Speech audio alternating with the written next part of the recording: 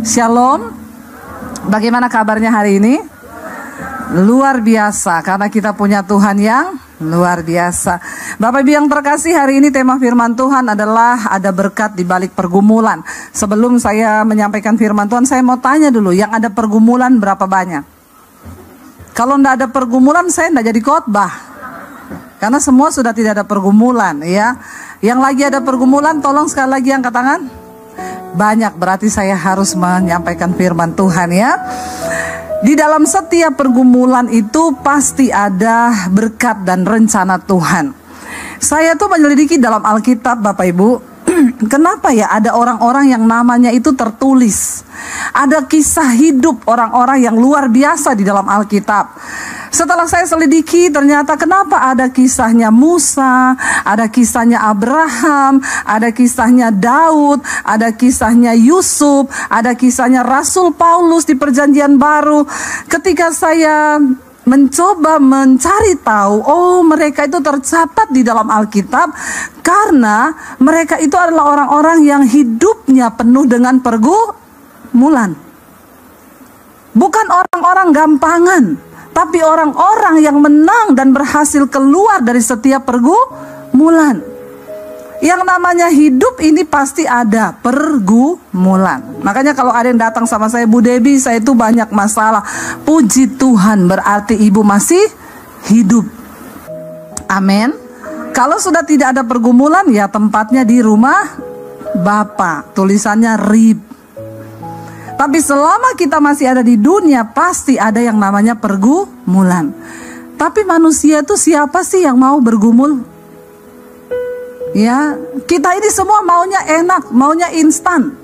Sedikit saja orang yang mau bergumul dan membayar harga dalam setiap kehidupannya. Ya, dan saya mau berkata hari ini saudara, kita harus bergumul. Pernikahan yang sudah Tuhan percayakan kepadamu hari ini, pertahankan. Kenapa banyak terjadi perceraian? Karena orang gak mau bergumul. Maunya jalan pintas, maunya selesai, maunya sudah selesai sampai di situ aku enak. Ya. Tapi Tuhan kita tidak seperti itu. Tuhan mau kita bergumul dalam hidup ini karena pergumulan yang pertama itu untuk mematikan kedagingan kita. Semakin banyak kita bergumul maka daging ini semakin mati. Makanya saya berdoa semua orang yang percaya kepada Tuhan, orang Kristen terutama saudara yang datang sore hari ini, biar engkau menghadapi banyak persoalan dalam hidupmu, tapi jangan nyari-nyari masalah. Kita hidup benar, masalah banyak saudara. Apalagi kalau hidup kita tidak benar. Tapi kalau perjuangan pergumulan itu datang karena kehendak Tuhan, Alkitab bilang berbahagia. Apa yang Rasul Paulus tulis? Coba kita baca 2 Korintus pasal yang keempat. 2 Korintus pasal yang keempat, saya mau kita membaca saudara mulai dari ayat yang ayat yang ke 10 saja. Jangan ayat yang ke-10 deh, ayat yang ke-7. Karena ini memang disuruh sampai dari ayat yang ke-7 ya. Iya, 2 Korintus 4 ayat yang ke-7 mulai firman Tuhan berkata, baca bersama. Tetapi harta ini kami punyai dalam bejana tanah liat. Supaya apa?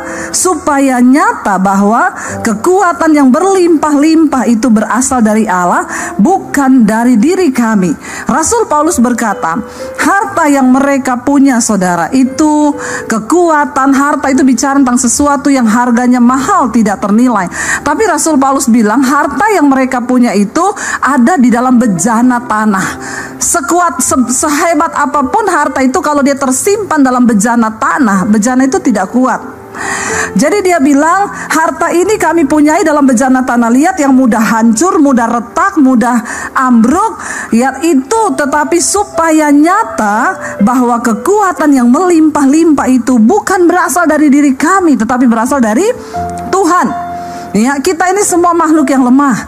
Mengapa kita harus dekat dengan Tuhan? Supaya kita beroleh kekuatan ketika kita menghadapi pergumulan.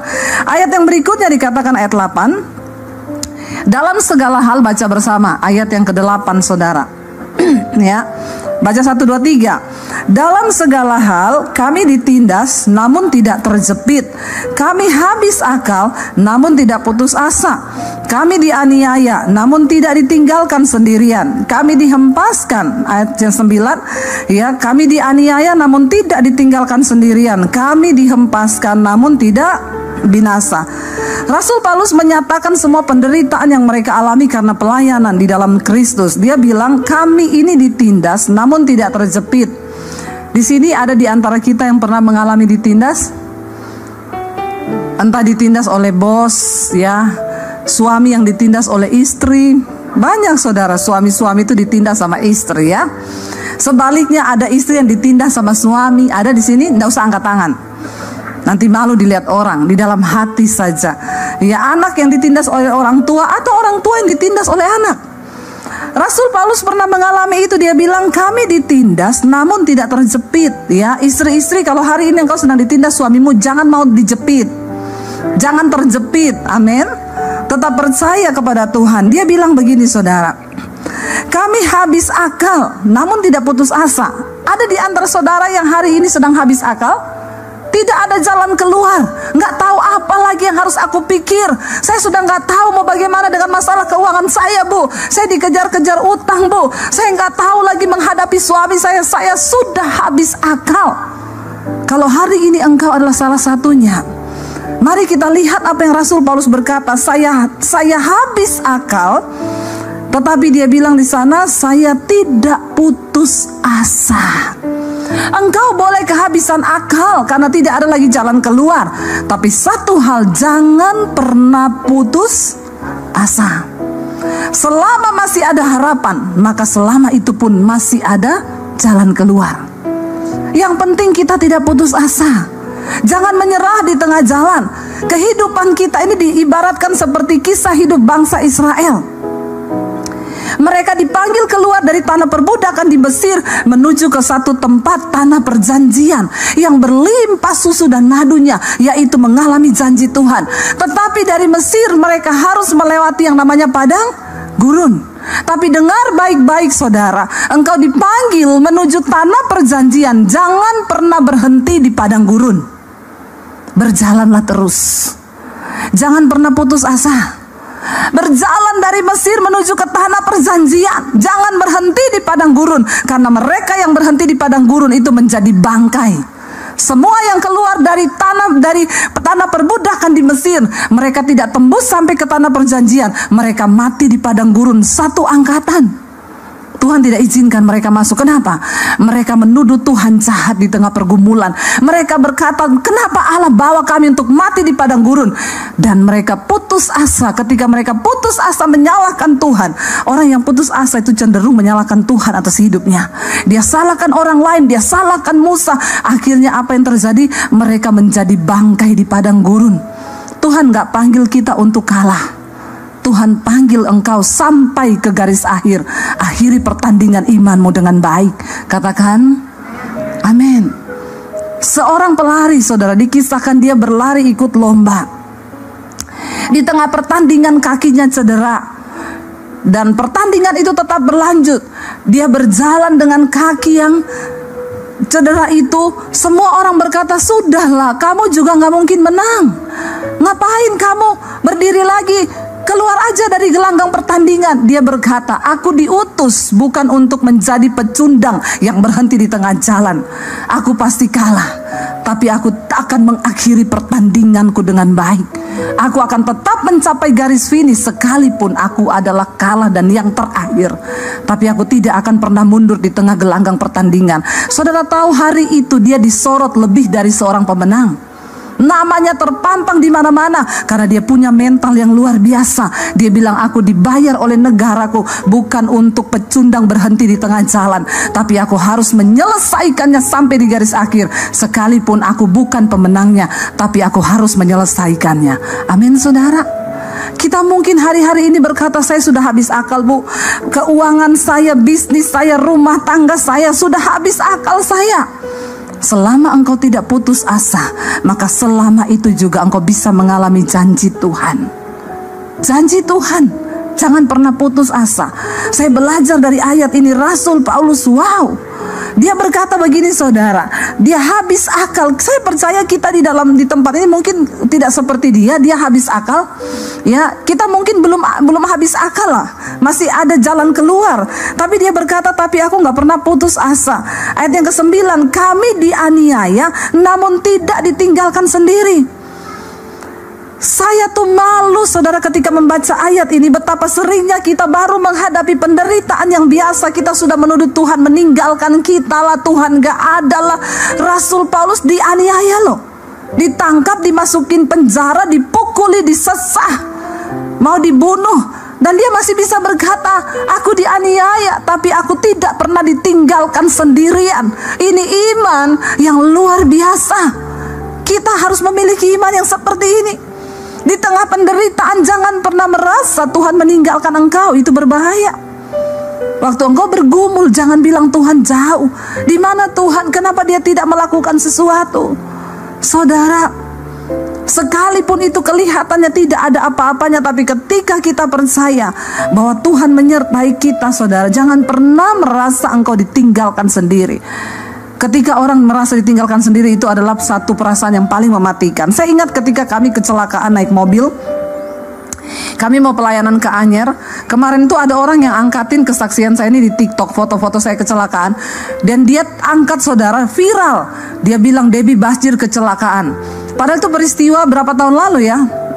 2016 saudara. Saya diteleponin semua orang, ibu kecelakaan di mana? Ini orang-orang juga yang tidak mengikuti mungkin ya perjalanan saya, dia baru tahu. Semua telepon saya, ibu kecelakaan ya. Kenapa bisa heboh begini? Nggak ada yang angkat di TikTok viral, Bu Debbie kecelakaan, mobilnya hancur. Saya bilang itu kisah 2016. Kami saudara mau pelayanan di Anyer, dan ketika mau exit tol di Anyer itu ya, kita mau exit tolnya itu apa ya? Dia tuh jalan exitnya itu menurun sambil berbelok gitu. Lalu mobil kami lagi berhenti mau bayar tol, tiba-tiba dihajar oleh bus laju prima. Mobil kami terlempar ke sebelah kanan. Itu bus lajunya benar-benar prima, karena tidak ada rem saudara, rem blong. Padahal itu posisinya menurun saudara. Mobil saya terlempar ke sebelah saudara. Dan puji Tuhan kami terlempar. Kalau kita nggak kelempar, kita kena mobil di depan. Karena suami saya lihat dari spion itu mobil kencang, dia tancap gas, dia banting ke kanan setirnya. Jadi mobil kami remuk cuma bagian belakang sampai hampir ke tengah. Dan kami terlempar ke sebelah tol sebelah. Mobil terbalik saudara. Anak saya waktu itu duduk melintang di belakang. Saya juga bingung bagaimana caranya. Dia sudah di pangkuan saya waktu peristiwa itu. Airbagnya semua keluar berasap, nggak ada yang berani tolong kami. Mereka bilang mobilnya berasap, mau meledak. Jadi semua lari. Ya, dan saya di situ, waduh, kami nomor satu kalau kita mengalami yang begitu saudara. Nomor satu yang saya tanya itu, Tuhan, saya ini dosa apa? Iya Pak, iya. Sebagai manusia normal, kita ngalami sesuatu kesialan, pasti kita tanyakan, Tuhan, aku ini dosa apa Tuhan? Saya juga bertanya seperti itu. Kalau misalnya saya lagi selingkuh, atau saya lagi nipu orang, bawa lari uang orang, terus tiba-tiba mengalami gitu, kayaknya enak ya. Begitu mengalami itu saya langsung tahu, waduh Tuhan nih marah nih, saya selingkuh nih. Atau aduh Tuhan nih marah nih, saya bawa lari uang orang. Masalahnya saat itu saya lagi merasa dekat sama Tuhan. Semalam sebelum kami pelayanan pun suami saya menyembah Tuhan, nangis-nangis. Saya merasa saya tidak menemukan dosa yang membuat Tuhan tuh marah besar sehingga kami dihukum. Kenapa saudara? Karena begitu banyak orang yang masuk WA-nya bilang begini, ibu introspeksi diri. Memang perkataan netizen itu setajam silet. Lu gak usah ngomong gitu, saya juga sudah introspeksi, bener gak? Dan itu perkataan yang sangat menikam, masuk sampai ke memisahkan jiwa dan roh. Tajam banget saudara. Saya merasa saat itu Tuhan meninggalkan kami. Saya marah sama Tuhan. Tuhan, di mana engkau? Kenapa engkau mempermalukan saya seperti ini? Kami ini hamba Tuhan, rasanya kok tidak ada pertolongan. Seminggu sebelumnya rumah saya kemasukan maling. Semua handphone dicuri, laptop dicuri. Ya, itu seminggu sebelumnya. Minggu depannya kami tabrakan itu. Waktu rumah saya kemasukan maling, saya itu juga bertanya sama Tuhan, Tuhan, rumah orang-orang yang gak takut Tuhan, orang-orang yang lebih berdosa dari saya di sini banyak loh. Kenapa malingnya masuk ke rumah saya? Kan itu pandangan kita orang Kristen kan? Kita berpikir bahwa kalau kita sudah dekat Tuhan maka tidak ada masalah, tidak ada pergumulan akan menimpa kita. Itu yang ada di pikiran kita kan. Saya bertanya seperti itu. Kenapa? Karena kayaknya kan lebih enak kalau kesaksian begini. Saudara, tahu nggak saya semalam mengalami apa? Saya bangun pagi, ada maling tergantung di pagar saya. Wah, itu pasti jemaat tepuk tangan kan? Wih, dahsyat Tuhannya, malingnya tergantung di pagar besi. Kita tepuk tangan semua, tapi kan gak enak banget saudara, rumah saya kemalingan, handphone dicuri, ini dicuri total hampir 100 juta. Kan gak enak banget gitu loh. Masa rumah pendeta dimasukin maling? Emang tuh pendeta gak berdoa ya? Kan jemaat pasti gitu kan, tuh pasti tidur gak berdoa itu. Makanya maling masuk ke rumahnya. Ya, kayak begitu kan saudara. Minggu depannya kecelakaan, belum terjawab ini satu. Dan anehnya saudara, saya sebelum 2 minggu berturut-turut kejadian gitu, Tuhan tuh suruh saya baca kitab Ayub. Setelah kemalingan, Tuhan ngomong lagi, baca kitab Ayub. Terus saya gini, alay lebay, cuma kemalingan baca kitab Ayub. Ayub itu mengalami nyawanya udah hampir melayang. Ngapain saya baca kitab Ayub? Enggak lah. Setelah saya kecelakaan itu saudara, saya merasa Tuhan meninggalkan saya. Tuhan itu jauh dari saya, dan itu adalah perasaan yang sangat mematikan. Dan kayaknya itu bisa membuat kita mundur ketika kita sedang dalam pergumulan. Itu yang iblis tanamkan di dalam pikiran kita. Kenapa ketika Yesus mati saudara, dia bilang, Eloi, Eloi, lama sabachthani. Yesus berseru, dia bilang, Bapa, Bapa, mengapa engkau tinggalkan aku? Yesus gak peduli nyawa dicabut. Dia sangat bersedih ketika dia tahu bahwa Bapa, dia terpisah dengan Bapa. Karena sesuatu yang perasaan yang paling mematikan adalah ketika kita merasa kita ini ditinggalkan oleh Tuhan. Yesus terpisah dari Bapa karena dia harus mati 3 hari, dia turun ke alam maut. Saudara, ya, jangan pernah merasa ditinggalkan sendirian. Ketika saya bergumul saudara, orang menghakimi, kenapa ibu kecelakaan? Ya begini-begini, harus introspeksi diri. Karena dikirimi ayat lagi, firman Tuhan berkata, rancanganku bukan rancangan kecelakaan. Kalau sampai ibu kecelakaan, berarti itu bukan rancangan Tuhan. Waduh, saya nangis, saya tersudut, saya terisak saudara. Begitu selesai itu saya cuma berusaha, saya diam duduk di kaki Tuhan saudara. Ketika kita mengalami pergumulan saudara, mari kita baca apa yang Daud katakan kepada Tuhan. Mazmur 62 ayat yang ke-9. Mazmur 62 ayat yang ke-9. Ini kunci kemenangan di dalam engkau mengalami pergumulan hidup. Ya, Mazmur 62 ayat yang ke-9 saudara, firman Tuhan berkata begini. Baca bersama. Percayalah kepadanya setiap waktu hai umat. Apa? Curahkanlah isi hatimu kepadanya. Allah ialah tempat perlindungan kita. Ketika engkau menghadapi persoalan pencobaan, jangan curhat ke orang lain. Duduk di kaki Tuhan dan curahkanlah isi hatimu kepadanya. Saya bilang, Tuhan, kenapa engkau meninggalkan kami Tuhan? Di dalam itu saya mencoba untuk memahami rencana Tuhan, apa yang sedang Tuhan kerjakan. Tapi setelah itu lewat saudara, kami juga dari asuransi tidak diganti apa-apa. Ya, saya juga nggak ngerti masalah hukumnya bagaimana, tapi ya sudahlah. Ya, saya cuma percaya aja. Nggak berapa lama Tuhan ganti mobil kita yang baru. Orang-orang yang mencemooh saya WA begini, Bu, ternyata ya rencana Tuhan ibu tabrakan karena mau diganti mobil ya Bu. Memang orang Kristen tuh mulutnya. Terus saya bilang, ibu mau nggak ganti mobil Mercy terbaru? Saya doakan ibu masuk di bawah kontainer. Mulutmu itu loh, ya. Waktu lihat kita celaka dia bilang introspeksi diri. Karena rancangan Tuhan bukan rancangan kecelakaan. Lihat saya naik mobil baru, ternyata rencana Tuhan ya Bu. Ibu kecelakaan karena mau diganti mobil pret. Ya saudara, cobalah mengerti rencana Tuhan atas hidup kita. Ketika engkau ada dalam pergumulan, curahkan isi hatimu kepada Tuhan. Tidak usah dengar kanan kiri. Jangan sampai engkau putus asa, kata Rasul Paulus. Aku ditindas ya, tetapi aku tidak putus asa. Kami dianiaya, tidak ditinggalkan sendiri. Kami dihempaskan, namun tidak binasa, kata Rasul Paulus. Kita ini perlu malu, saudara. Rasul Paulus tuh disiksa, tapi dia bilang Tuhan tidak tinggalkan loh.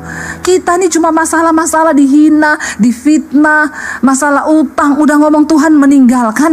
Kita ini belum menderita karena nama Yesus loh. Orang Kristen penderitaannya itu paling banyak karena kebodohannya sendiri sih. Belum ada yang penderitaan karena kenapa kamu menderita? Saya karena nama Yesus nih, saya mau dibunuh, saya dianiaya. Saya jarang tuh hadapi gitu. Paling yang datang, Bu, saya ini menderita banget. Kenapa? Terjebak hutang online. Itu kan masalah-masalah yang dibuat sendiri kan, karena kedagingan, gak mampu mengendalikan. Lalu saudara, Rasul Paulus berkata begini, ayat 10, kami senantiasa membawa kematian Yesus dalam tubuh kami, supaya kehidupan Yesus juga menjadi nyata dalam tubuh kami.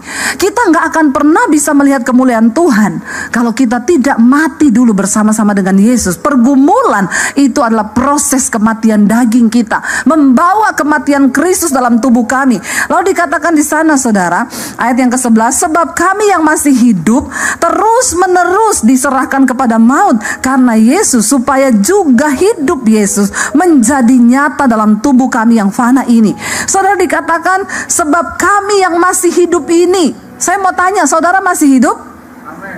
Masih hidup kan? Kalau kita masih hidup berarti kita siap, dikatakan kita terus menerus diserahkan kepada maut karena Yesus. Itu artinya apa, saudara? Selama kita masih hidup, ya bayar harga. Kalau engkau difitnah, ndak usah marah, lepaskan pengampunan, amin.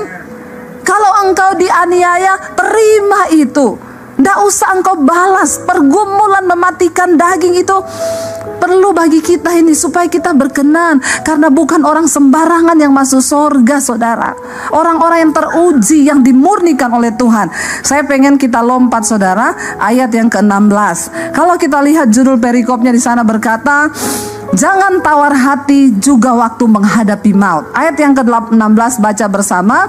1, 2, 3. Sebab itu kami tidak tawar hati, tetapi meskipun manusia lahiriah kami semakin merosot, namun manusia batiniah kami dibaharui dari sehari ke sehari. Bagaimana supaya kita bisa mengalami berkat dalam setiap pergumulan? Jangan tawar hati. Katakan, tawar hati itu sudah gak ada rasa apa-apa. Saya sudah tawar, nggak ada rasa lagi sama Tuhan. Jangan tawar hati, ya. Engkau mau sedih, boleh sedih, duduk di kaki Tuhan. Engkau mau kecewa pun boleh, engkau manusia, tapi sebentar saja, lalu duduk di kaki Tuhan. Orang yang sudah tawar hati itu susah, saudara. Hidupnya juga sudah, ya udahlah, tawar-tawar aja sama Tuhan, nggak Tuhan-Tuhanan.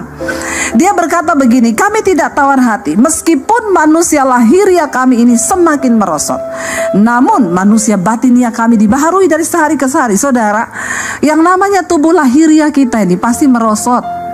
Ya, mau saudara itu tarik tiap hari 1 kali, 2 kali, 3 kali, mau saudara suntik kanan kiri, mau diapain juga, ini manusia lahiriah pasti merosot. Jadi engkau jangan terlalu fokus dengan kecantikan lahiriahmu, tapi engkau abaikan manusia batiniahmu.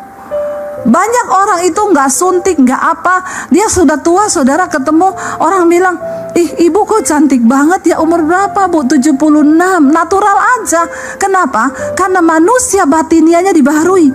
Dia buang kepahitan, dia buang dendam, dia buang sakit hati, dia buang dosa-dosa, dia hidup dalam kekudusan. Manusia batiniahnya dibaharui. Jadi orang ketemu dia, ih awet muda ya, kayak saya ini loh. Masalah buat lo. Kok kayaknya keberatan ya. Kita lihat, nggak usah jauh-jauh, Pak Konrad tuh loh, saudara, awet muda enggak? Awet muda enggak? Ada orangnya loh. Pak Konrad awet muda loh, saudara.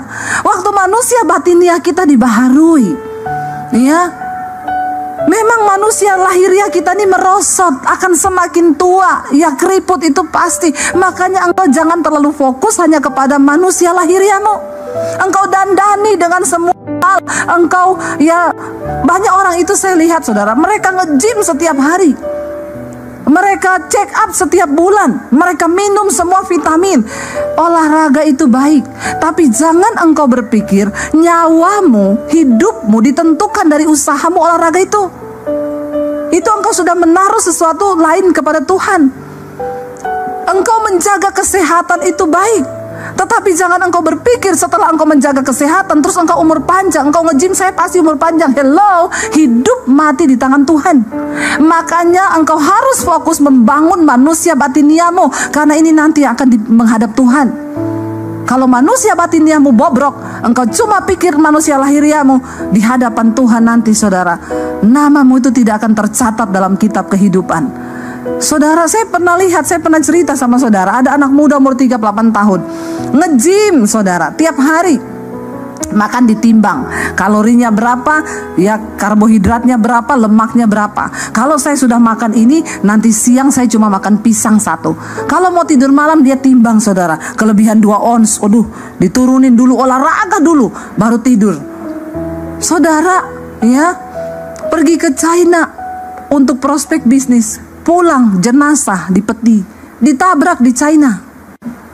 Tiap hari nimbang makanannya, tiap hari nge-gym. Jangan engkau geser imanmu. Kenapa kita harus hidup takut akan Tuhan, bergantung kepada Tuhan? Karena hidup mati kita tuh di tangan Tuhan. Amin. Dandani manusia batiniahmu, bangun manusia batiniah kita dari hari ke sehari dibaharui. Ayat 17 berkata, baca bersama, ini yang harus kita imani supaya hidup kita menang dalam pergumulan. 1, 2, 3. Sebab penderitaan ringan yang sekarang ini mengerjakan bagi kami kemuliaan kekal yang melebihi segala-galanya. Itu jauh lebih besar daripada penderitaan kami. Ingat baik-baik, pergumulan yang engkau hadapi hari ini tidak akan pernah melebihi kemuliaan yang akan engkau terima. Semakin besar penderitaanmu, semakin besar kemuliaanmu. Karena tidak pernah ada kemuliaan tanpa salib. Salib itu membuat Yesus dimuliakan. Kalau saudara mau dimuliakan, pikul salibmu. Mari, supaya kita jangan lihat saya yang sekarang. Banyak orang bilang enak sekali Bu Debbie Basir sekarang jadi YouTuber, diberkati Tuhan, OTW kaya. Ya, saudara, penderitaan yang saya pikul sejak saya ikut Yesus tahun 95. Saya diusir keluar dari keluarga saya. Saya cuci baju di tempat kos-kosan. Saya tuh baru mengalami kemuliaan nih pandemi ini. Tapi saya tetap setia di dalam penderitaan. Saya tetap bilang aku percaya Tuhan. Aku sudah diselamatkan. Sekalipun aku menderita, Tuhan tidak pernah meninggalkanku. Ada waktunya kata firman Tuhan. Bahkan ada banyak di antara mereka yang tidak mengalami janji itu di bumi ini. Semua tokoh-tokoh di Alkitab, mereka mati tidak mengalami kemuliaan. Kemuliaan yaitu kematian. Tapi mereka percaya ada upah sampai pada kekekalan. Itu tujuan kita saudara, di kekekalan. Itu tujuan saudara dan saya. Dan yang terakhir ayat 18 berkata, saya undang para imam musik maju ke depan. Ayat 18 baca 1, 2, 3. Sebab kami tidak memperhatikan yang kelihatan, melainkan yang tak kelihatan. Karena yang kelihatan adalah sementara, sedangkan yang tak kelihatan adalah kekal. Saudara, jangan hanya terlalu peduli pada apa yang kelihatan di dunia ini, tapi mari kita mulai peduli kepada apa yang tidak kelihatan, yaitu hidup yang kekal, mahkota yang kekal. Alkitab berkata, satu saat nanti ketika kita berdiri di tahta penghakiman Kristus, maka akan haleluya. Haleluya, puji Tuhan 12 kali. Lagi saya ngomong penghakiman Kristus lagi. Saya pikir benar-benar ya halilintar menyambar dari sorga saudara ya. Biar intermezzo, biar pada nggak ngantuk. Saudara, satu saat kita semua nanti akan berdiri di hadapan tahta pengadilan Kristus. Lalu di situ akan dibuka yang namanya buku kehidupan. Kalau nama kita ada di sana, maka kita akan menerima mahkota kehidupan. Seperti layaknya di Alkitab, orang-orang yang namanya tercatat sebagai tokoh-tokoh di dalam Alkitab, mereka yang sudah melewati pergumulan demi pergumulan dan mereka menang. Apa syaratnya supaya nama kita tercatat di dalam kitab kehidupan? Tuhan bilang, mereka yang jubahnya terbukti tetap putih sekalipun mereka telah menderita banyak pergumulan dan penderitaan di bumi. Jangan pernah kau sangkal Tuhan. Pegang Kristus. Jangan pernah tinggalkan Yesus. Apapun persoalan yang kita alami, saudara, pandang Yesus. Dan kita mau tetap berkata, kita tetap berdiri. Sekalipun di tengah badai, kami akan tetap pegang janji-Mu Tuhan. Mari kita bangkit berdiri bersama, kita naikkan pujian tadi. Terima kasih Bapa.